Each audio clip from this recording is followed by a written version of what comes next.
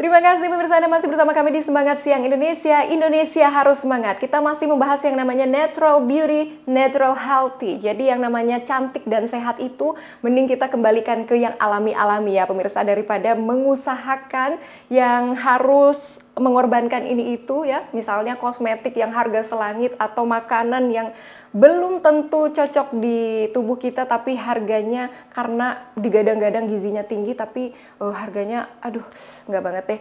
Mending kita kembalikan ke hal-hal yang alami. Salah satunya adalah produk Amorina pemirsa ya. Kali ini kita masih membahas yang namanya produk spirulina yang begitu alami, yang bermanfaat dan digadang-gadang menjadi superfood. Kenapa sih superfood? Nah, kita lihat dulu feature berikut ini yuk. Bunda sahabat semangat, apakah anak bunda termasuk pemilih makanan? Perlu diketahui bahwa anak yang berperilaku picky eater atau pemilih makanan kebanyakan akan mengalami kekurangan gizi. Hal ini karena tubuh kekurangan berbagai nutrisi penting seperti karbohidrat, protein, dan vitamin. Orang tua harus pintar dalam mengolah dan menyajikan makanan. Salah satu tips menghadapi si picky eater adalah dengan memperkenalkan makanan dengan cara kreatif. Beberapa anak memiliki sensitivitas terhadap rasa, bau, dan tekstur makanan. Namun, bukan berarti Anda harus menuruti semua makanan yang dia inginkan. Cara terbaik adalah dengan melakukan variasi dari bentuk dan rasa makanan. Memberi tambahan suplemen ke dalam menu makanan bisa jadi alternatif untuk memenuhi kebutuhan gizi si picky eater. Salah satunya spirulina yang digadang-gadang menjadi superfood masa depan karena kandungan proteinnya yang sangat baik. Selain itu, Bunda sahabat semangat juga bisa memperkenalkan makanan kepada anak dengan cara mendongeng. Misalnya, spirulina ini kerap dimakan astronot di ruang angkasa loh. Dengan begitu, anak menjadi tertarik dengan makanan tersebut. Beberapa anak memang picky eater, tetapi sebagai orang tua jangan menyerah dalam memberikan anak makanan yang bergizi. Orang tua harus kreatif dan variatif dalam mengolah makanan tersebut. Selain itu, diperlukan sikap tekun, konsisten, dan tenang dalam mengasuh anak yang picky eater agar mereka tumbuh dan berkembang dengan baik.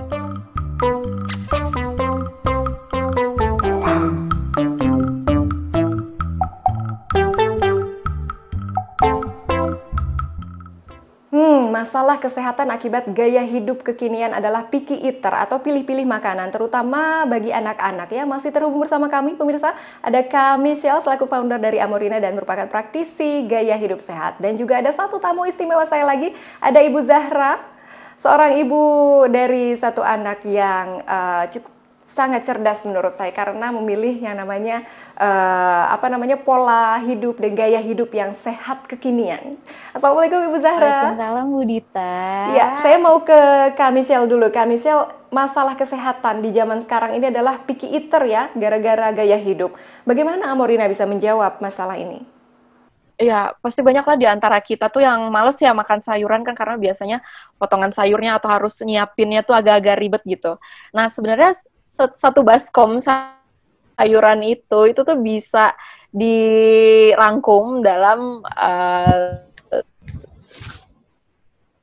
jadi kalau misalnya kita mau bikin jus atau misalnya makan es krim yang lebih kita suka, nah itu bisa dicampurkan aja spirulinanya, dijadikan topping di situ, kayak ditabur aja gitu kan. Kita ada spirulinanya bentuk crunchies yang panjang-panjang, itu punya tekstur yang lebih crispy, crunchies gitu. Nah, ada juga yang bentuknya powder. Nah, kalau yang powder kan lebih mudah di mix gitu. Nah, sekali kita campur ke makanan itu sebenarnya kayak setengah sendok teh atau seujung sendok teh aja itu udah cukup untuk satu porsi makanan kita. Pokoknya dosis per harinya itu 3 gram per hari. Jadi 3 gram itu kurang lebih 1 sendok teh itu untuk 1 hari. Jadi kalau misalnya kira-kira kita mau makan spirulina di pagi dan di malam, nah berarti setengah-setengah aja gitu. Atau mau langsung 1 sendok dicampurkan juga bisa juga gitu. Nah jadi yang fun aja, kita senang bikin smoothies, kita senang bikin jus, kita senang makan sup atau apa, nah itu bisa ditabur aja persis kayak kita makan seledri atau daun bawang kan itu juga tinggal ditaburin aja gitu, atau topping-topping yang lainnya. Kayak gitu, simple sih, tapi nutrisinya itu sangat lengkap untuk badan kita. 1 sendok teh Amorina setara gizinya dengan seberapa banyak sayuran teh? 1 baskom.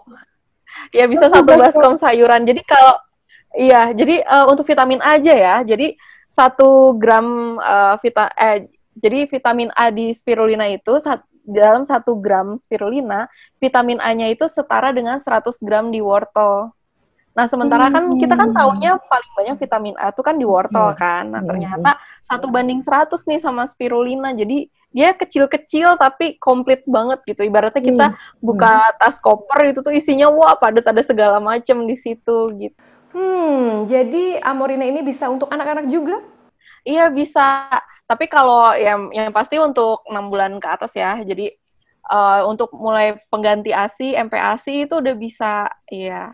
Karena prinsipnya sih dia bukan kayak obat ya, kan karena dia suka bentuknya di kapsul atau tablet, jadi kesannya seperti obat, tapi sebenarnya dia benar-benar kayak makanan aja, cuma kita harus ngikutin dosis per harinya gitu. Jadi sama aja kayak kita mencampurkan makanan, kita masukin wortel ke dalam MPASI, kita blender kayak gitu. Nah sama spirulina juga tinggal ditaburkan aja ke situ gitu.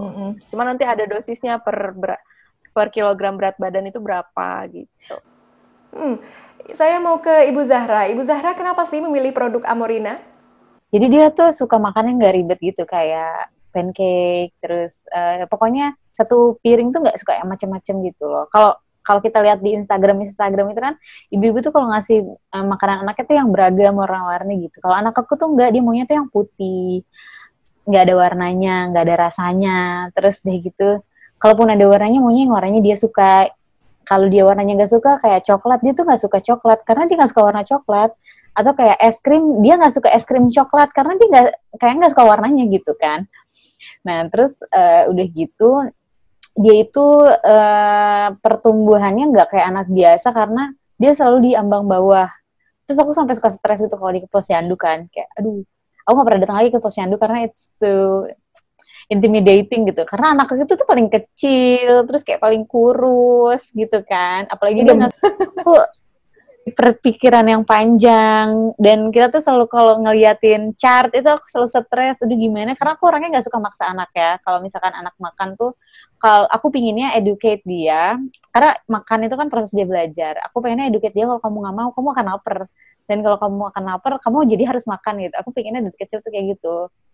Terus karena kita belajar juga, jadinya tuh kayak, wah kayaknya kita harus coba segala cara nih. Aku tipikal orangnya yang open-minded sama possibilities, walaupun itu nggak lazim gitu dimakan sama anak-anak seumurnya, atau misalkan kayak saudaraku, apa tuh gitu kan, apa makan alga, ini mah ganggang hijau biru, tapi aku sangat open, aku dan suamiku sangat open sama apa sih, opportunity, apa yang penting anak kita bisa makan dan nutrisinya terpenuhi, pokoknya dia nggak bisa kekurangan gizi ya kan, 2020 masa stunting sih ya nggak sih? Iya. Nah, terus jadi manfaatnya adalah anak bisa mau makan, itu jelas ya. Tapi manfaat kepada kesehatan atau fisiologis yang dirasakan sejauh ini apa sih Bu Zahra?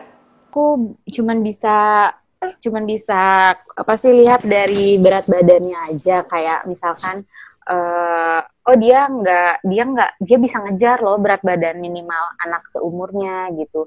Terus udah gitu bisa juga dilihat dari rambutnya, kayak itu kelihatan loh, maksud tuh kayak orang yang kurang nutrisi itu kan bisa kelihatan dari gitu kan, terus dari kulitnya, dan aku rasa membantu banget sih, dan juga membantu secara psikologis aku ya, sebagai ibu yang bingung anaknya harus makan apa gitu. Itu paling penting sih, aku jadi kayak lebih confidence aja, oh ya anak aku asupan proteinnya cukup kok, karena kan kita cuma bisa ngukur dari situ, ya nggak sih? Nggak yang, karena anakku nggak mau makan ayam, nggak mau makan daging gitu. Tapi kita perlu lebih cerdas itu, dan aku percaya sih, aku bukan tipe orang yang kayak, oh protein itu harus dari hewan gitu. Menurutku protein nabati atau protein alga pun bisa replacing. Wow, bisa dicoba ya ini ya.